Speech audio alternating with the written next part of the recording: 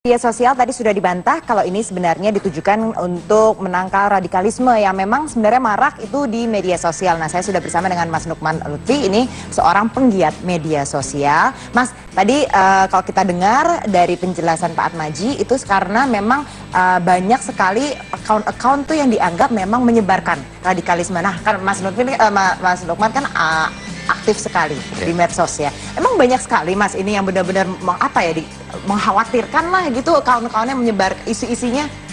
Ya banyak itu kan relatif, tapi jumlahnya lumayan dan memang mereka satu mungkin karena ideologinya, mungkin karena nggak tahu tapi seneng itu nyebarin aja info kayak gitu.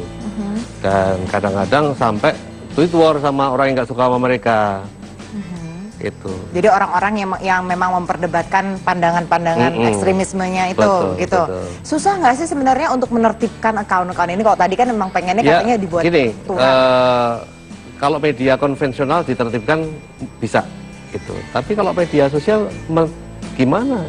Ada 74 juta akun di Facebook, ada 40 juta akun di Twitter, dan kalau ada satu diambil, ditutup, dia bikin lagi baru, cepat sekali. Ya. Gimana menertibkannya? Kecuali dengan pendekatan undang-undang, ya, tangkap, masukin penjara dan seterusnya. Tapi bukannya biasanya, setahu saya satu account tuh biasanya punya beberapa admin gitu yang kontrol satu account itu, gitu. Jadi itu kalau account provokasi ya biasanya begitu. Tapi kan nggak banyak ya kayak gitu. Dulu muncul banyak ketika pertempuran Pilpres. Sekarang tinggal beberapa lah. Sebenarnya gampang nggak sih untuk melacak? Ini sebenarnya siapa sih yang mengontrol ini gitu? Siapa yang mengetweet? Sekarang dengan teknologi yang sekarang sangat mudah sebenarnya. Bisa, karena ada digital forensik. Jadi kita bisa melacak si A ini, akun A ini siapa yang pegang, dia ada di mana, dan kita bisa dapat itu. Jadi nggak bisa lari, meskipun susah ya, maksudnya bisa aja dia tutup lagi, bikin baru, tapi modusnya hampir mirip. Dan kita bisa ngelacak sebenarnya. Polisi punya kemampuan itu saya kira. Oke. Nah sebenarnya mereka itu tuh hasutannya atau pandangan-pandangan yang disebarkan melalui medsos itu efektif nggak sih? Ada nggak yang ngikutin gitu? Akhirnya percaya gitu dan jadi loyalis gitu. Sekarang ini perekrutan ISIS dan paham-paham radikal itu justru utamanya lewat sosial media. Ya mulai dari YouTube. Ya coba video mengenai pemenggalan kepala kan banyak di YouTube. Dan orang-orang yang merasa ini jalan hidupnya, mereka akan ke sana. Justru media sosial. Jadi memang perlu kok begitu ya, memang pemerintah dalam gitu. Hal begini memang harus tegas. Akun-akun yang menyebarkan kebencian, akun-akun yang kemudian mendukung ide-idenya ISIS dan mencoba merekrut, sampai membawa ke luar, itu harus ditertibkan betul. Iya kan sebenarnya beberapa orang di sana sudah keluar, dibawa kembali ke sini kan, dan itu sekarang lagi dipantau terus sama pemerintah. Jadi memang kalau misalnya tapi Mas Nukman bilang sendiri, emang susah sebenarnya kalau ngedisiplinin media sosial, orang bisa buka tutup account gitu. Nah, jadi efektifnya bagaimana dong kalau misalnya medsos saja begitu liar gitu buat orang untuk bisa nyebarin? Efektif untuk menyebarkan, tapi menertibkannya itu butuh ketekunan.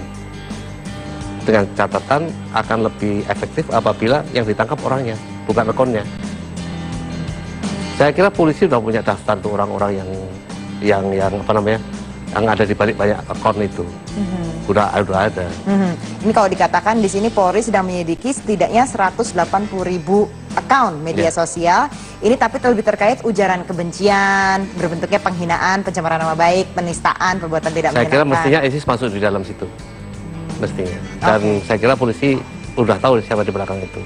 Kalau kita lihat nih, beberapa waktu yang lalu kan keluar surat edaran soal hate speech, ya begitu. Tapi kan pada saat itu kita lebih melihatnya nih kepada, yaitu jangan menyebarkan kebencian lah gitu, atau hinaan dan lain-lain. Dan sekarang Pak Luhut ngomongin soal radikalisme lewat media sosial. Apakah ini sebenarnya dari hate speech itu juga, mereka sudah seperti mengawasi gitu, ini kayaknya memang penyebaran ini memang marak gitu kalau lewat medsos, sudah bikin pagar lah gitu loh Mas Nukman. Kalau ISIS sih udah lama ya, karena dia nyusupnya nggak lewat Twitter sama Facebook duluan, dia nyusupnya lewat YouTube, karena provokasi lewat audio video itu lebih kuat daripada lewat teks.